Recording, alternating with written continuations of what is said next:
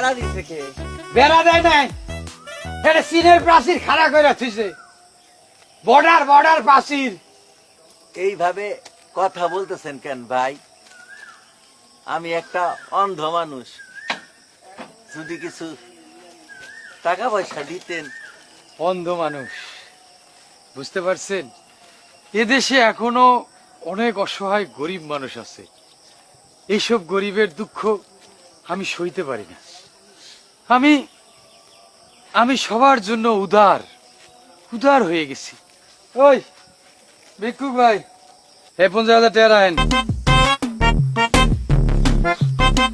এই 50,000 টাকা ভাই আপনি আমারে দিলেন? হ ভাই, হ্যাঁ আমি তো গরিবেরই বন্ধু।